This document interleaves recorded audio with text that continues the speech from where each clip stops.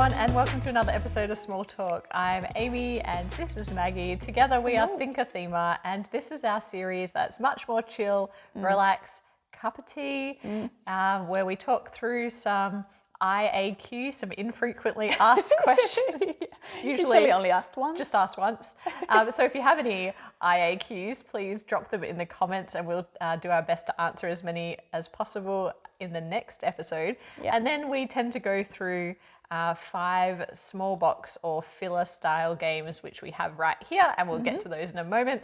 But the first thing I want to do today is have a little bit of a postcard update. Oh, yes. So They've started arriving. they have started arriving. I mean, well, I'll talk about that in a second. Mostly Australia, from Australia, because it was only a few days ago that we did a special video asking kindly for some postcards to decorate behind us in our little makeshift studio where we do a lot of our game reviews. We've got a big blank white wall behind us, and we'd love to fill it with a physical reminder of all of the people that we've connected with over the last 8 months of doing the channel, and some of the 5,000, can you believe, subscribers of ThinkerThemer. So the ones that have already arrived, not surprisingly, well, actually, 3 of them, there's 4 of them, and 3 of them are from the same person. 3 of them are from It's all good. Feel free to send multiples if you like. That is still always fun. Well, they're from Richard, and he's based in Tasmania in Australia, which is a beautiful part of Australia. If you ever get down this way, it's like where people from Melbourne go to appreciate nature and appreciate some good food. There's an amazing modern art museum there. It's a wonderful little place to travel to, and he has sent us a high five from a Tassie devil, just here, and then a wallaby as well, very cute. Very, very cute. And then a beautiful photograph of Hobart in Tasmania. And he said he couldn't decide which postcard to get. Just got all 3. He sent them all. So thank you so much, Richard. Thank now, you. The other one is really funny because it's a bit like postcard inception. Yeah. It is so meta. It is so meta. It is a postcard of us on a TV screen asking for the postcards. Which I love. It is brilliant. From the home setup. Yes, but actually I don't know who to thank. So if you sent us this, please let us know. It was very clever to use an Australian. I believe you're based, so this is what it says. There's a photo of the couple on the inside. I won't share that because video Private, YouTube. just in case. But it says all the best from Germany, me, and Canada, my wife, which does help me narrow it down a little bit on subscribers. I found your channel by accident, but that's how life goes. Keep on rocking, which I love. Thank you so much. But please drop in the comments that this was you, because I'd love to be able to thank you. But I don't know if you're based in Canada or Germany or somewhere else or Australia. But using an Australian postcard development service is very clever because it got to us really quickly. So thank you so much for that. Yes, thank you. Thank you. Exciting. And so exciting. Every time we go to our post office box now, we're just like, goodies. And if you would love to consider sending us a postcard, thank you so much in advance. I'll drop a little link to the original video, which has our post, I'll just put our post office. PO box. I'll just put our PO box address again in the description. That sounds Thank you so much, everyone. Now, we've got lots of IAQs today. Are you ready? Let's Maggie, do this. as usual, has no idea what the IAQs are. So let me enlighten you. So it's unrehearsed question and answer section. Sergio asks, how do we organize our games? Is there a special system? Do we sort by publisher? Very laughing. Do we sort by publishers, player count, color, or size? We sort by it fits there, so it'll go there at the moment. And that's forever one of those points of pain of my inner organizer would really, really love some kind of System. Like we both tend to be very systems driven in our regular life.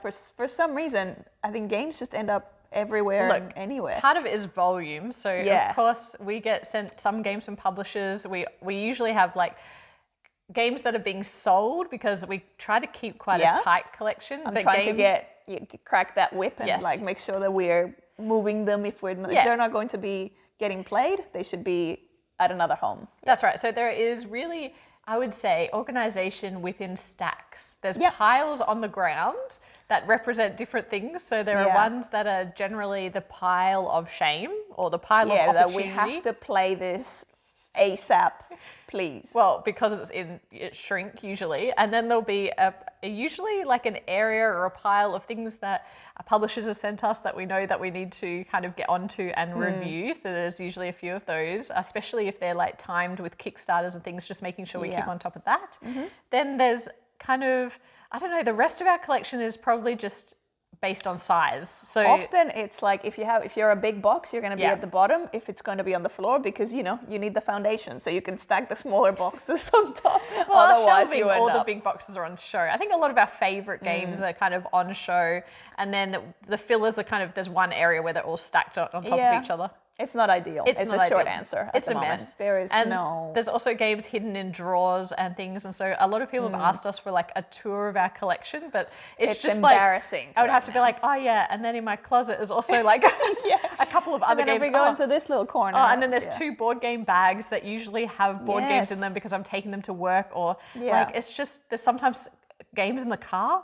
Like, game is just everywhere.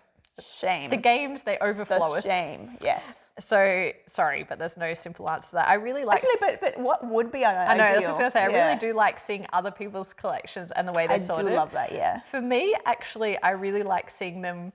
It's not practical, I don't think, but seeing them sorted by publisher, I think because now I'm so familiar with like the publishers, and they tend to have sometimes a similar style of box. Yeah. Like, that's pretty cool. Yeah. I like when you go to a board game cafe and they group them by number of players, because that's really easy, because you could turn up with like 2 to 3 people. Yeah, but then I worry about the games that are like, the 2 to 4 is fine, but if you have like a 1 to 8, it's like, well, where do you put that? Yeah, do you put in the multiplayer? Do you put in the no, that generates more anxiety. Yeah, but every game has an ideal. Like, I think that would be very practical.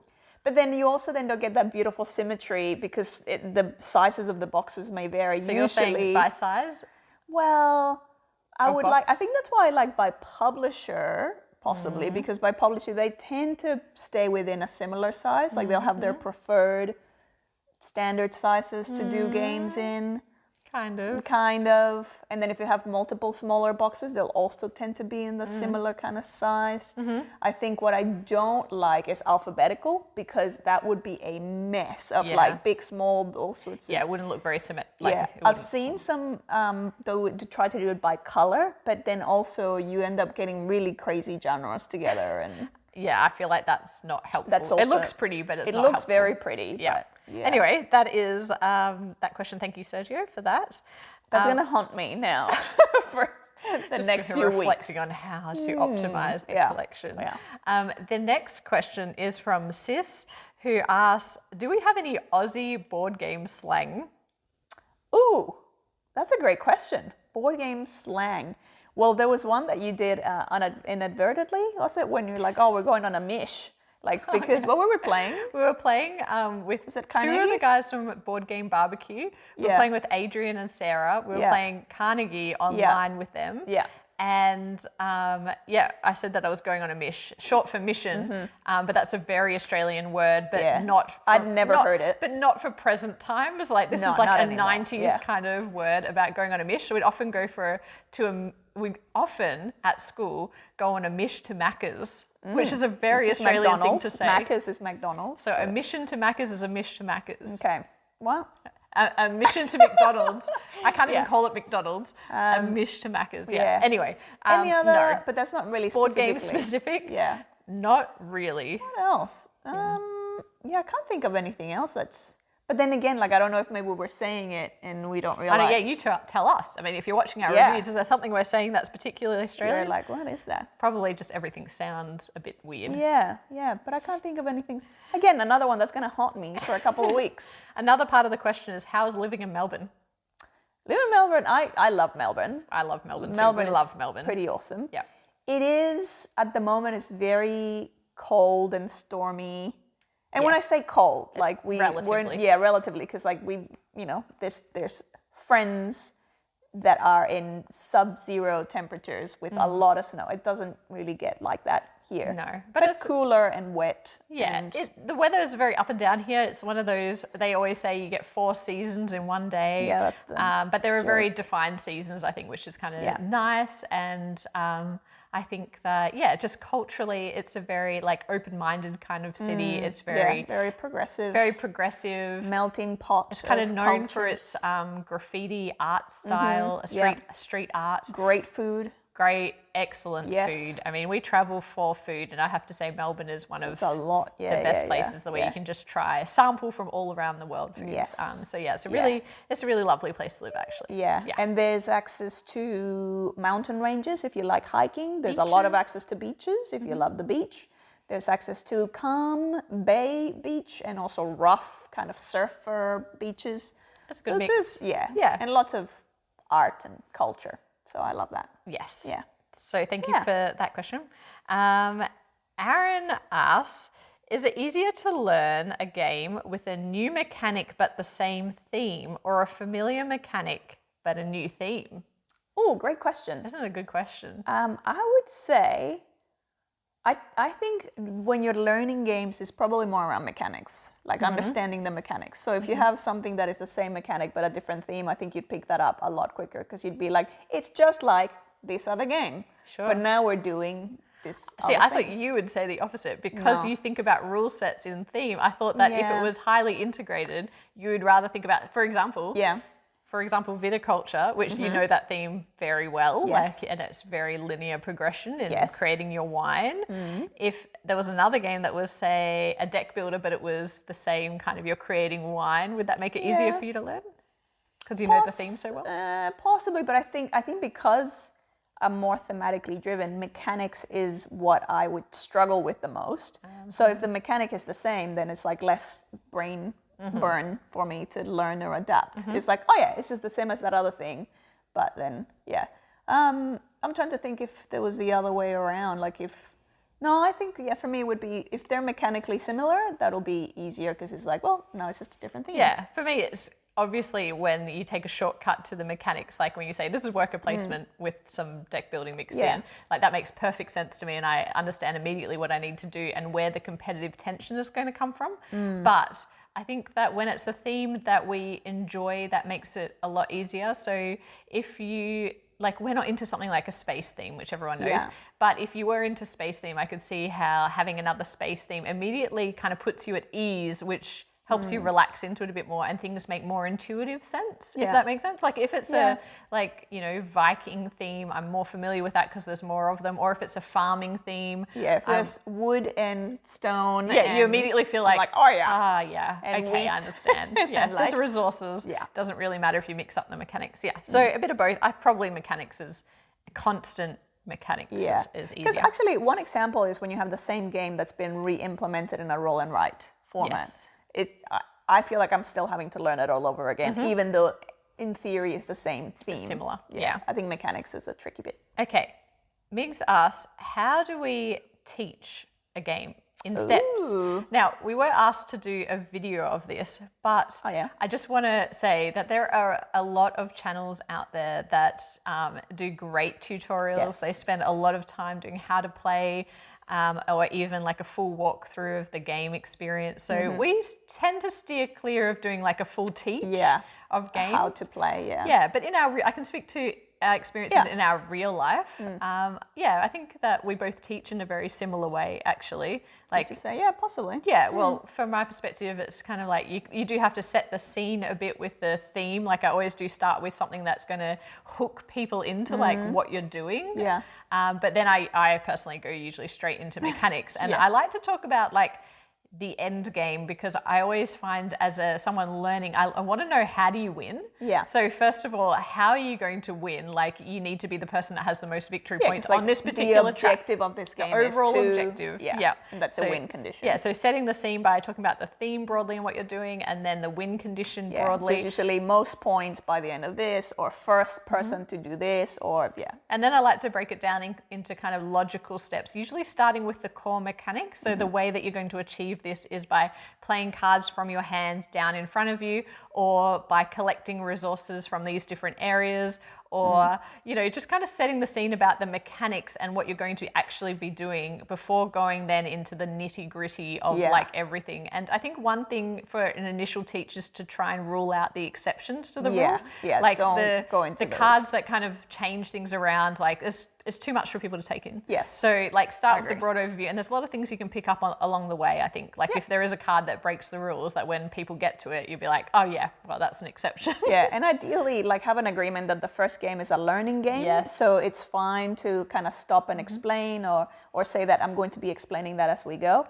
Making sure that people don't feel like, well, does that mean that you're going to be holding out so that you can win and tell me, which is like that's a pet peeve of mine, when someone's like teaching you a game, but then all of a sudden it's like, oh yeah, well there's this secret thing that I didn't tell you about, and now I've got all the points. Like, well, that kind of defeats the purpose. But if the intention is that the first game is a learning game, knowing that we're going to play at least 2+ times, a bit harder with the longer games, but still, it's like this whole teach the overarching, more like the concepts or the things that are going to be happening, and then look into the detail as you go. And I think when people are making a less than optimal move, that's it's okay for people to learn to not get it right the first time. That's fine. But I think that when people get a bit stuck, it's good to provide them with maybe a few options, like, oh, you know, if I was you, maybe I'd consider doing this, or you could collect some more of this resource for your next turn, or that kind of thing, like just helping people, nudging them.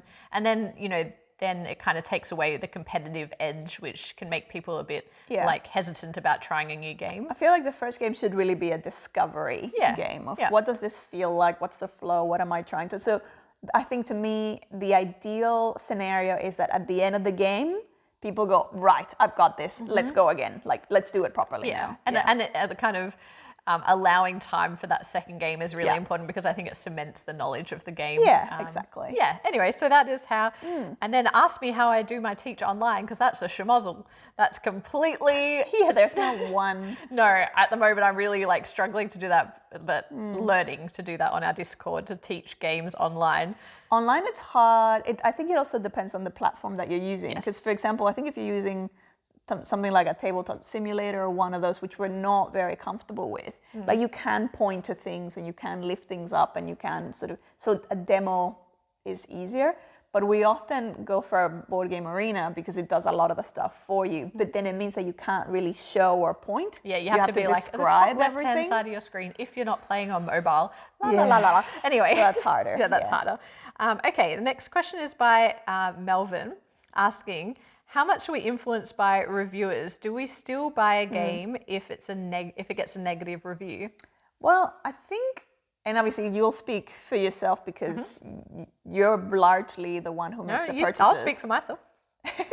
But what I was going to say is... Don't speak for me. Often now, because we're trying to make sure that we get things as early as possible so we can review them, by the time that we're reviewing them, unless it's something that, you know, it's a everyone, like all the reviewers got previews and it hasn't launched already, we usually are amongst the first, like by the time we're playing them, there's not a lot of reviews out there. And I also, even with people that I have, even with reviewers that, you know, that I know or that are friends and that I know we have a lot of things in common, I'll take everything with, is it a pinch of salt? Yeah.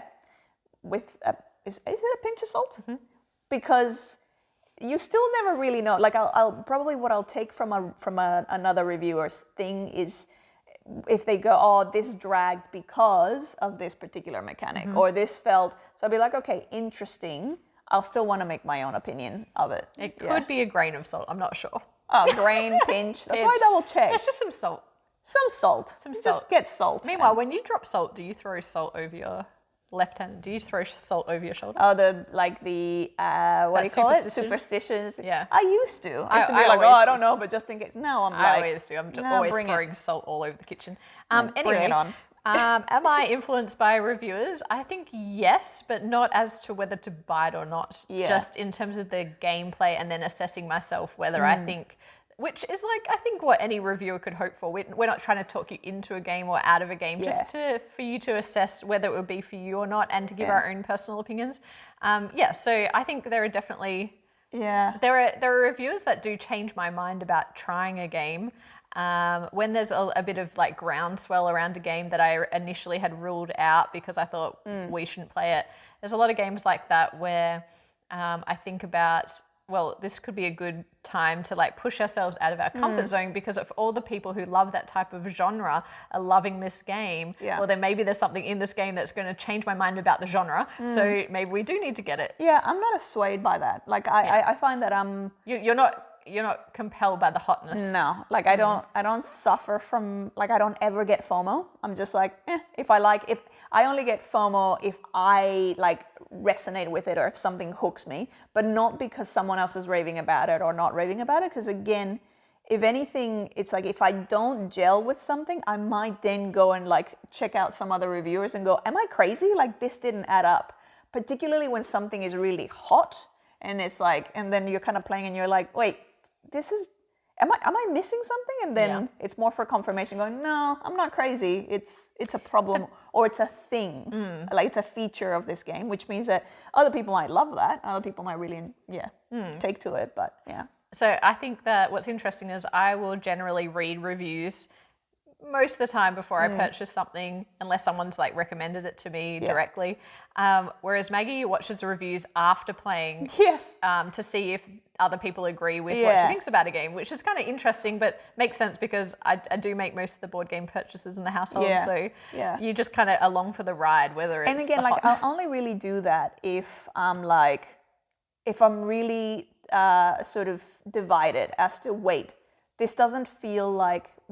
this really didn't match my expectations of, because I tend to kind of try and pride myself a lot in my gut instinct. And so that's why if I resonate with the game, I do not care if like the theme is something that appeals to me and the mechanics look interesting enough to me. I do not care if every single reviewer in the world says this is the worst game ever. I'm going to get it and I'm going to try it and I'm going to play it to see what I think. And sometimes I'll be like, this was actually pretty good. And so I was like, so I don't really trust reviewers for the point of deciding whether or not I'm going to get the game. It's like, I hope we answered that question in a lot of detail. I'm really passionate about. Really passionate about that. Okay, look, we're at, I don't know, 27 minutes, and I fear this next question. Oh, yeah? Well, I fear this next question. Oh, because you think you're going to like be here for a while? Yeah.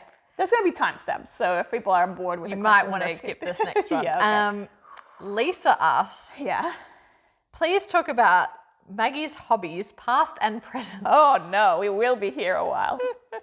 Oh boy. I think this has been flagged before, that I have a tendency, bad habit, of like just loving a new hobby and latching onto it and going full steam ahead for a short period of time and then getting over it and be like, I've got everything, I figured it out enough to the point where I feel satisfied with it and moving on. So do you want me to go through some of the hobbies? Let's just go through some highlights. Some highlights. Yeah. Let's probably work back. Okay. Well, no, I'll name one, then you name one. How about that? And we'll see how long we can go on for. I don't actually think there's this many. Okay, let's see how long we can go on for. Ready? I'll start I tried to do this with a friend the other day. And a fun fact. Hold on. I've got one. The time Maggie went surfing once and bought a surfboard. Go. What else? Pottery. So that's a fairly recent one. So I'm really, really into like learning how to throw on the pottery wheel. I'm this close to trying to get a pottery wheel. We have nowhere to put it, but I'm this close to like, well, maybe I can just plug it in there. We can't even fit our games anywhere. I can't even put a pottery wheel. I just really like it. Okay, hold on. Next one. But what I'm going to do actually just on that is I'm going to be looking at nearby studios that I could go in and like rent by the hour. Yeah. So anyway. Yeah. Short massage course, then decided to do a whole diploma of remedial massage. Here's the story with that one though. I do not enjoy massages, which is a weird one. No, but wait, I don't enjoy them. Amy loves them. And so she would always be like, can you give me a massage? Just like rub my shoulders. I'm like, I hate giving them. I hate receiving them. So for her birthday, I bought a course that I would do, like a short 2-day course. And when I actually was learning it, I was fascinated by it. I'm like, I want to learn more. And so long story short, I signed up for a full diploma that I'm still doing as I'm working full time and we're filming all these videos for and the other diploma. Channel. Okay. That's okay. Your turn. The other diploma. So I started a counseling diploma just because I love Like I love mental health. So I studied mental health when I was doing nursing as well. I love everything to do with mental well-being, everything to do with like helping.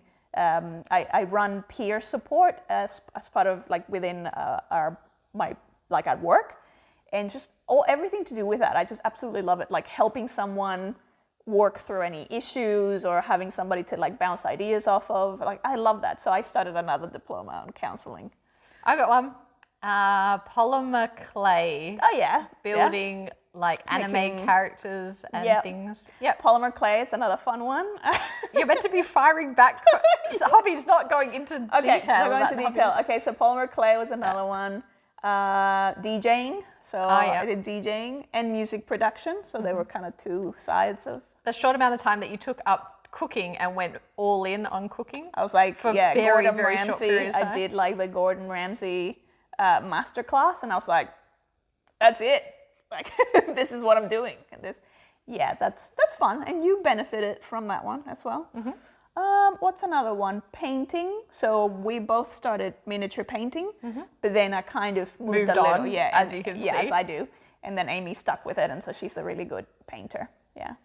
I can't be running out. They've got 10 years of being together and 10 years worth of hobbies. Maybe that's all there is. Going to those float tanks that that you were obsessed that had changed your life, and you went like 4 times. 4 times and then never again. Look, 1, it's expensive. 2, your hair ends up getting full of salt because it's like a very high salt. But the first time you went, you were like, I was like, this is it. This is a revolutionize. It's like that was like the equivalent of a massage for me. But then, I think it was just the fact that it's not the cheapest thing. And it's inconvenient because it's like your hair ends up full of salt. So you're having to like wash your hair every time. And Making inserts? You've run over things, so I'm just going to keep talking. Well, the inserts, I started like cutting them and designing them myself. But that takes a lot of time. I really still enjoy it. But Video games? Video games, would we say that that's a hobby though? Like that's a gaming, I guess. That's video games. And now it's like PC gaming? Now it's PC gaming that I definitely don't have enough hours in the day to do because that is a time black hole in a good way. Golf? Golf, yes, golf. Fishing? Fishing, yes. Badminton, we tried badminton for a while. We got, but then you kept breaking everything. Yeah, as in like ankles. Yourself. Yeah, it's like fracturing things. And, okay, I'm running low on things. Yeah, but good. I think if there's a hobby out there, Maggie's tried music. it. So, music, yes. Yeah. On and off guitar. Yeah. Yeah, that's kind of been a constant, but ukuleles for a while. Ukulele, you got into ukulele. That was fun. Yeah. Yes. I think that's it. But see, the difference between me and Maggie is like, I'll try something once and be like, not for me. Maggie will try something once, buy everything for that hobby and be so into it for maybe 3 to 4 weeks, and then suddenly the tap just turns off and you're like, I'm over it. I'm done. Yeah. I feel like I got everything that I needed to get out of this, and now I'm ready for something else. Yeah. Anyway, so that was a long one. That was a long one. Okay. And the last one is, do we track our board game plays? And if so, how? The quick answer is yes. Well, this is the other one. I started tracking them, and then I gave up. Maggie does not track her plays, but I track all of mine. She tracks both of our plays. All of mine. If Maggie plays without me, which is pretty rare. Well, the solo games. Games. Yeah, there'd be quite a lot of those. But mostly when we play in a group, if we play in a group, then I'm usually part of your games, but I play games outside of kind of the household with work in particular. I don't track online games, so that's one thing. So I've made a choice not to do that, just in-person games. And then asked, so this is Sarah asking this, by the way, to read out a few facts. So let's have a look here. Read out a few facts about about our gaming insights. So BG Stats would tell me that in April of 2021, we played 22 unique games, which is quite a lot. That's almost one per day. Yeah. But 18 of them were new to us. Yeah. So that makes sense. Maggie, I think you did a lot of learning in April. Yeah. And we learnt 19 new games in March, 11 in Feb, and 9 in Jan. So the rate of learning new games really ramped up. Is really escalating. We must have been playing a lot of the older games in our collection over the holidays, which makes sense because we would have been, I think we were in a different state for January in particular, and we'd taken a whole heap of games with us to play with our family. So we're probably teaching a lot of games that we already have. Let me see if I can find some player insights between Maggie and I. Oh, this is embarrassing. Well, Maggie and I... Because I always lose. It's a very bad strike rate for me when I play against you. Your total win percentage is 28% of the time. So bad. It's just because you're involved. Well, no, I'm also not like a super strong player. I'm an amateur. Like, I'm a lover of it, not a... Let me read out some of the games that you're particularly good at. That you have a high win percentage. Egizia, Shifting Sands. Well, there you go. 75% of the time you win. Okay, that's surprising. Pretty impressive. Yeah. Oh, these ones are worse. Okay, Nidavellir, 100% of the time. I've never beaten Maggie at Nidavellir, even though I think it's quite abstract. And I love the game, and you're like, it's okay. I'm okay. And I'm like, oh. Anyway, Barrage. I've never beaten you at Barrage, so you win 100% of the time. Hey. Quite good at Red Cathedral as well. Yeah, which is weird because, again, it's more abstract than thematic. You're not very good at the Isle of Cats. It's pretty random, that game, though, so yeah. Oh, Calico. Yeah, because I win a third of the time. Yeah, I see that. You love Calico, though. So Roads and Boats. Now that one. That hurts. That hurts. The Splutter ones hurt because I love those games so much, and yet I'm so bad at them, or I'm so punished and so spluttered. You've also never won at Fleet the Dice game. Yeah, which I'm also I'm not keen on Fleet the Dice game, so it's like, I don't even care. It's probably more of like... Anyway, Maggie's a really bad loser.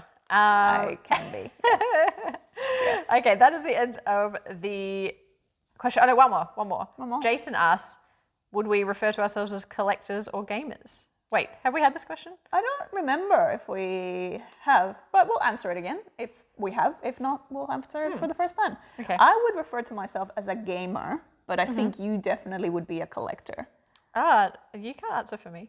No, I'm just saying my opinion would be. Yeah. I agree, but I think it's changing. Oh, yeah. How so? Because I think pre-channel, potentially, I was much more wed to finding the rare items. I was much more of a collector, and we also didn't play as much, I don't think. No. We played a lot with other people, but not together, which meant that our number of plays was actually much lower, I think, in previous years.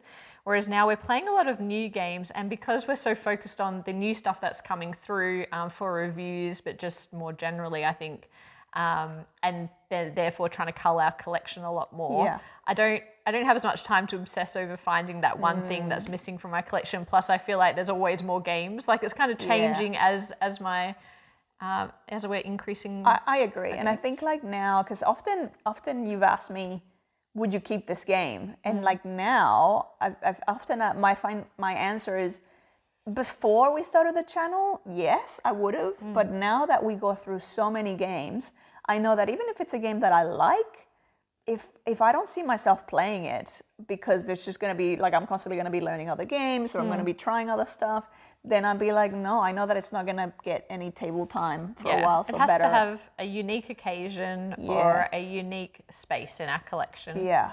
Or just like huge emotional value, like emotional attachment to it, Anyway, let's talk about some games in our collection. Oh my God, we haven't even started to talk about it. Yeah, so that is enough of the IAQs. Thank you everyone for who sent us a question. Please feel free to drop another one in the comments for next episode. But for now, we have 5 games to talk about. Ooh. The first game is a game called Don't Get Got by Big Potato Games. This is funny. I don't know, it's not very board game-esque, but it's this fun little set of challenges that you kind of hand out within a group of people. And I don't know if you might have seen a recent Kickstarter campaign, not recent now, I think it should be fulfilling any time now, which was a collaboration between Big Potato Games and Shut Up and Sit Down, where they created a whole new set which should be available, maybe coming to retail soon as well. But this is the original box, Don't Get Got, and everybody in your group that you're playing with gets given a little folder or a little envelope made out of plastic. And in that plastic folder, you'll get a number of challenges put in there that are kind of like a little dare that you need to achieve without anybody knowing that you're trying to trick them or you're trying to get a win over them.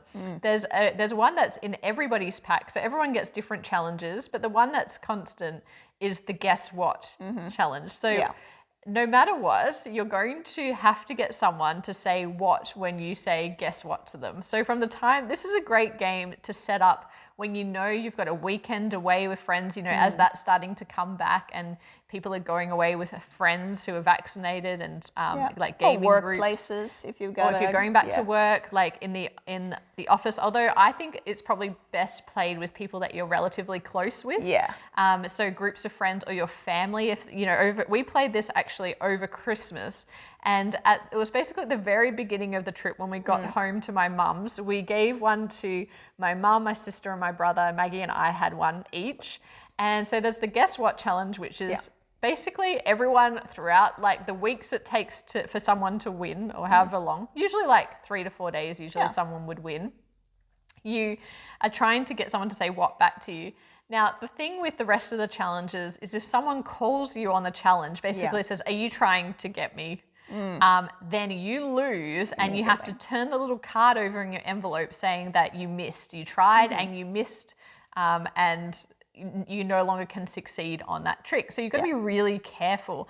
And so what happens with this game is you need to lull people into a sense of calm, and so that everyone forgets about the game, that there's a game afoot. And what happens is you catch people when they're completely relaxed. When defenses are down. When defenses are down. Off guard.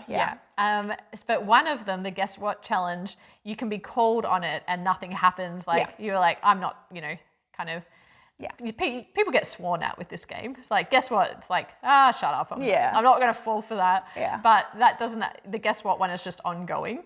But the other ones, you get one shot to kind of either get it or you not. get multiple shots as long as you're no not one calls out. And I do want to talk about some specific challenges, but there's time-stamped here. So if you don't want any spoilers, skip ahead. I will say that there are plenty of different challenges in here. By the time you hear this and, you know, you'll probably forget it by the time you get the game, or you might not be dealt this particular challenge, but I will tell you a couple, but again, spoiler ahead, skip ahead now. I'm just saying it slowly so you have time to skip ahead. Please. And with the new version, the sharp and sit down version, there'll be way more challenges. So this is just from the original box. Like a couple of them were, my sister had a couple that she was like quite infuriated with. One of them was to actually announce the time incorrectly and have someone someone correct you. So she had to announce the time and have someone correct you. And so late at night one night, she just went, I think it's time to get going to bed. It's 11 p.m.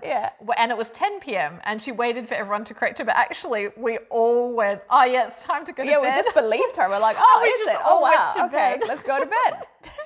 So that did not work. But there's other things to do. There's more physical ones as well. So sometimes it will get you to hide the clue somewhere, like somewhere specific, which I won't talk about those, but then getting people to come across to find it there.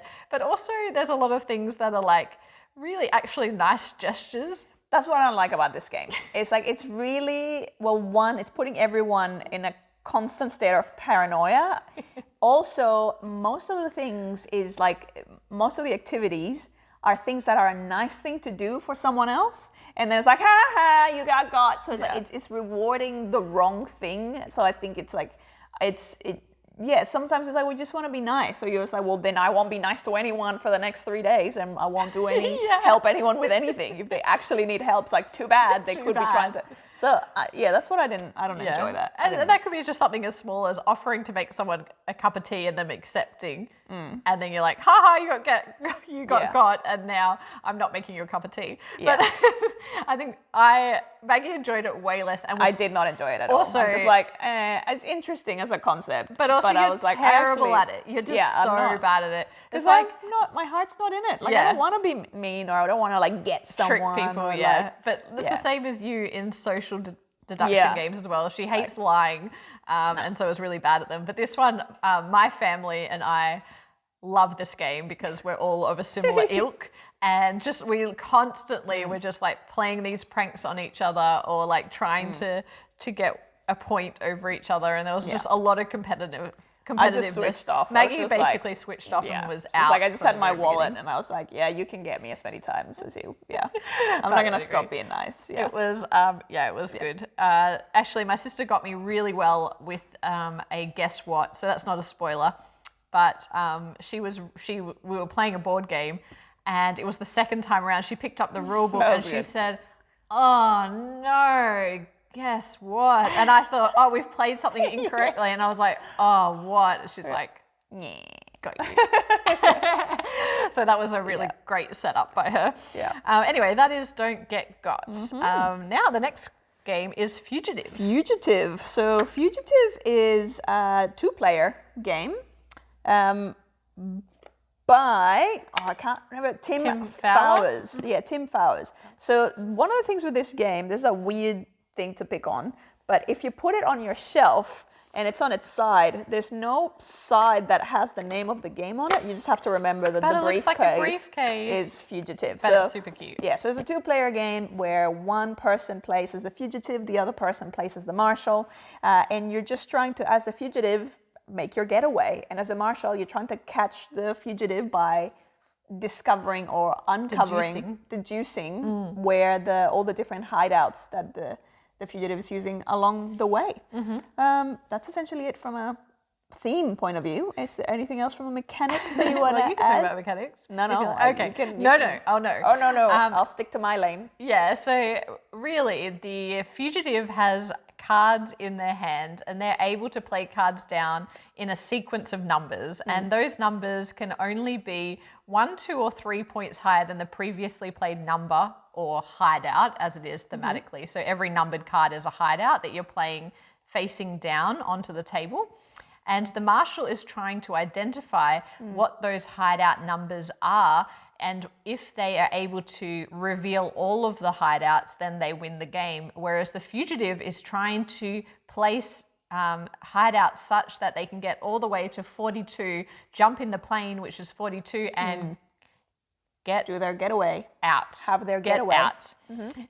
And so the game continues with one person ultimately winning, but it's quite interesting the way that the marshal is marking off numbers as they're picking up cards for themselves and seeing like the numbered cards, which means that of course the fugitive doesn't have that card or hasn't played that card, so they can mark it off, but also making the leaps of judgment about what is the range of numbers that could be placed next to any given hideout, and therefore what's my best educated guess about what that number could be.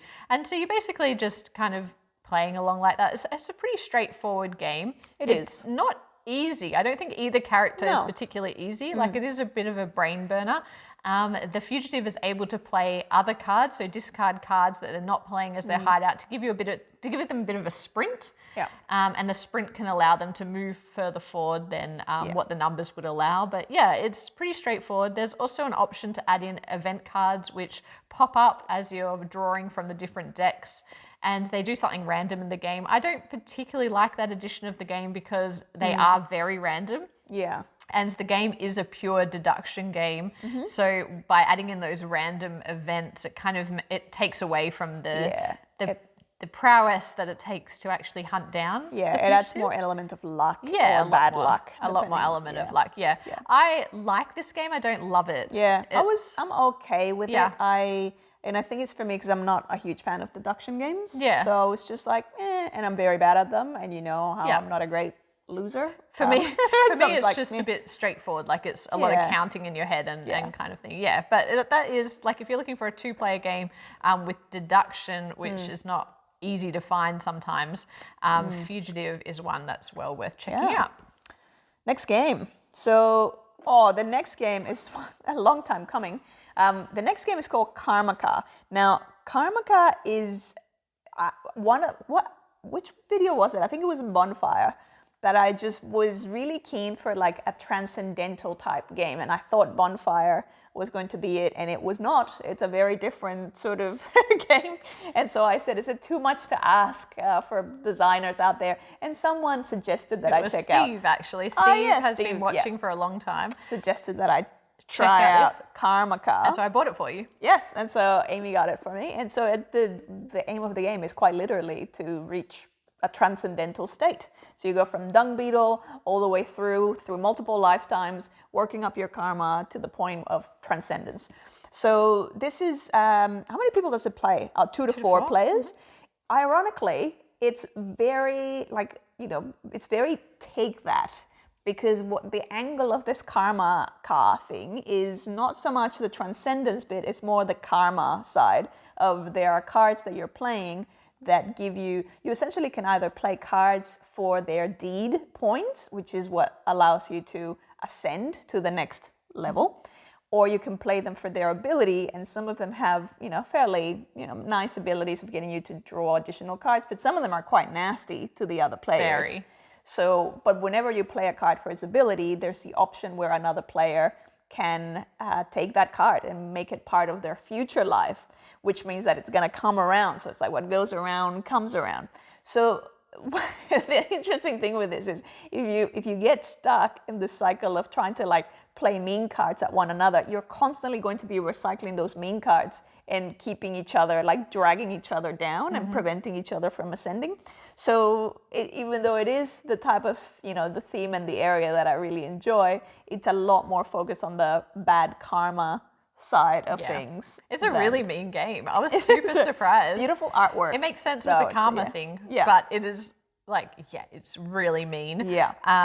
But I'm not opposed to a bit of take that, especially when it's against Maggie. And I didn't do, like, you won a lot when we played this, but I was trying to focus on just like playing good deeds, lots and lots of high deeds, because I realized that you kept trying to take away my deeds. Come on, you were quite mean to me over and over. Well, sometimes out of self-defense. Sure. But what I really liked mechanically about this game is the way that you can play your different cards. So on your turn, you do get to choose to play a card, as Maggie said, for its action, which can be good for you or bad for someone else. And then they get the option to take that. If you play it against them, they get the option to take that into their future life. And the future life is a separate pile of cards that sits, somewhere in your player area. You can also play your cards to your future self. And it's interesting because once you run out of your deck and the cards in your hand, you either ascend if you've got enough points to do so, or you die and then you start again. But either way, reincarnate. Either way, you start your future life with your future life cards. And so it's kind of like you have an idea of what your next life is going to be like and the cards that you're putting in there to help set you up for success. Which my understanding is, and I know I'm not an expert in karma, but my understanding is that with the karma theory is that, yes, you will be the karma that you work through in this life is not based on the things that you did in this life. It's based on the things that you did in previous lives. And so the good karma that you're accruing or that you're releasing during this life, again, you'll see the benefits in a future life. So that thematically it's works. Very spot on, I thought, aside from it being a very mean game, even though you're trying to transcend. But, But it actually is the way it kind of played out, because the way that I managed to usually beat Amy is if I realize that the more I get caught up in that, just trying to take each other down, the slower the game becomes, because you're just holding each other from. And we've only played this at a 2-player game, because at a 2-player count is what I should say. It's quite good at 2 players though. Yeah, it's quite good at 2 players. Yeah. So I had to shift strategies to just like, I'm just going to try and play a lot, like overplay my deeds to the point where even if Amy's trying to take away my deeds, I have excess of good deeds, and that seems to.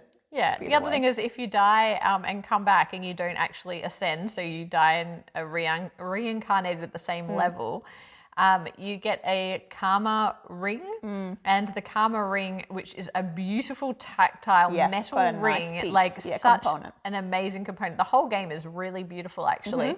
Then it takes off like 1 point for the next life, a bonus point, so that you can ascend easier the next time around. I really like that as a kind of catch-up mechanic. Really cool. And I actually really enjoyed the game. I want to keep it. Yeah, same. Yeah, cool. So that is Karmaka. So the next game is a little roll and write game. Actually, it's a rail and write game by Game Right called Metro X. And this was one of your birthday presents from my mum. Yes. Thanks, Mom. Thanks, Julie. I love this game. We actually played this at a games night that Stella from Maple University organized. And it was our friends Mark and Phoebe who brought it from Ludo Cherry, actually. And we all of us played it, and I loved it. It's just so simple as a roll and write. And I don't usually love roll and writes aside from Hadrian's Wall, which I love. But this is so simple, so straightforward, and it's just such a satisfying little puzzle. And it doesn't even need to be in a box. Like, it could even be in a smaller box than this. I guess it's the card. The boards, the boards. But I love it. All you're trying to do is be the most efficient at creating the metro lines. And the first person that completes each line gets to have the higher point value. The second person gets, or subsequent people get that other value. But you're constantly blocking yourself because all the lines obviously interconnect at different points. And the way that it works is that you're revealing a card each turn, and every player has to play that numbered card. And then you have a series of interconnected rail lines, and each rail line starts with a carriage, and that carriage has a number of blank spaces in it that allows you to place a certain number of numbers. So it could have 2 spaces, which means you're only actually going to get to play 2 numbers on that line. When you get a card, for example, a 5 is drawn, you would write a 5 in that first space in a carriage in an empty space, and then you get to cross off 5 stations on that line in order. So it's always running from the start of the line to the end of the line. But what happens is, because the stations overlap, or there's like stations where the lines overlap, it starts to get a bit confusing, because you can only play up to the number until you hit another line or another filled in station. So if I had a 5, but I could only go cross off 3 before I hit a station that's already been filled, then I lose the other 2 points, essentially. And so you end up kind of trying to use the cards as optimally as possible. But the other thing that complicates this is that it's a race. So each of the individual lines, if you're the first person to complete that line, you're going to get a lot of points. If you're a subsequent person to finish that line, you're going to get less points. And so the question becomes, do you use the points as efficiently as possible by trying not to waste points? Or do you race ahead and dedicate yourself to a couple of lines and just try and get to those first? The game is super simple to teach. It's a lot of fun, and it's a great puzzle. I really like it as well. It's really a great contained 1 to 6 player. There's 6 player mats in here. A great little game. Metro love this game. X. Now the final game is a little game called Little Town. Little Town is by Shun and Aya Taguchi, and it is published by Yellow, and it is a little worker placement. Resource management, tile placement kind of game that all takes place in this little green area, which is the board.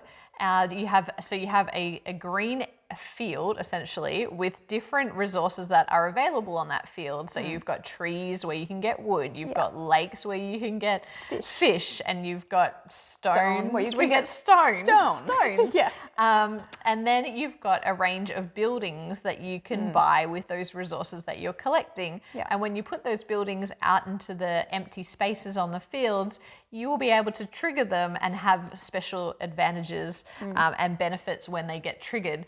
But the interesting thing is that on your turn, you can either place a worker out into a spot and trigger the surrounding 8 squares around the meeple, whether that is a resource generating tree or lake, or a building that gives you a benefit or allows you to exchange resources for other resources, or resources for coins, or that type of thing, whatever the benefit is.